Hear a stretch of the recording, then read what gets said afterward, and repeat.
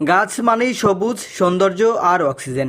কিন্তু এমন গাছও আছে যেগুলো বেঁচে থাকার জন্য ছোট ছোট পোকামাকড় শিকার করে।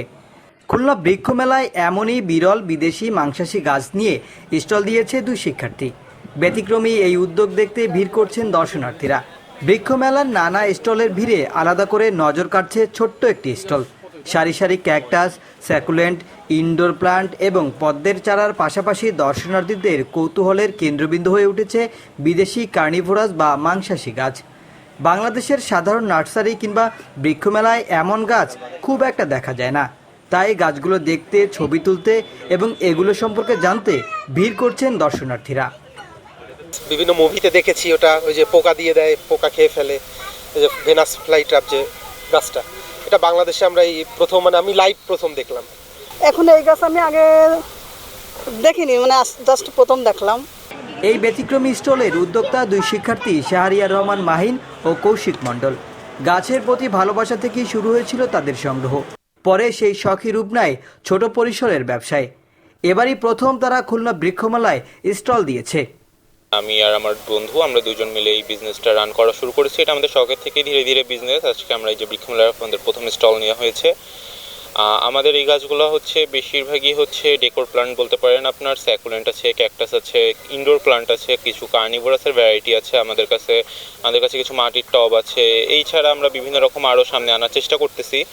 আমাদের কাছে পদ্ম ফুল আছে, পদ্মের বিভিন্ন ভ্যারাইটি অ্যাভেলেবেল আছে।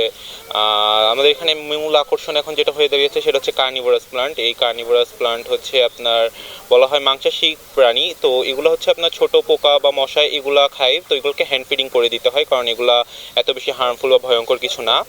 স্টলে রয়েছে বিভিন্ন ধরনের ইনডোর প্লান্ট, ক্যাকটাস, স্যাকুলেন্ট, পদ্মের চারা এবং বিদেশি কার্নিভোরাস প্লান্ট। এসব গাছের বেশিরভাগই ঢাকা থেকে সংগ্রহ করা হলেও কিছু গাছ নিজেরাই পরিচর্যা করে বড় করেছেন। মাংসাশী গাছগুলোর পরিচর্যায় প্রয়োজন বিশেষ ধরনের মশ, পর্যাপ্ত সূর্যের আলো এবং বৃষ্টির পানি বা বিশুদ্ধ পানি। প্রজাতিভেদে এসব গাছের দাম রাখা হয়েছে ১৬০০ থেকে ২২০০ টাকার মধ্যে। আমি ভিডিও দেখছি, দেখে আরও আগ্রহ জাগলো এটা দেখার জন্য, এই কারণে আসছি এবং দেখলাম, দেখে ভালোই লাগলো যে অন্তত রেয়ার কিছু আসছে বৃক্ষমেলায়, রেয়ার কিছু আমরা কিছু পাচ্ছি অন্তত। সো ইউনিক কিছু পাইছি, অবশ্যই ভালো এটা।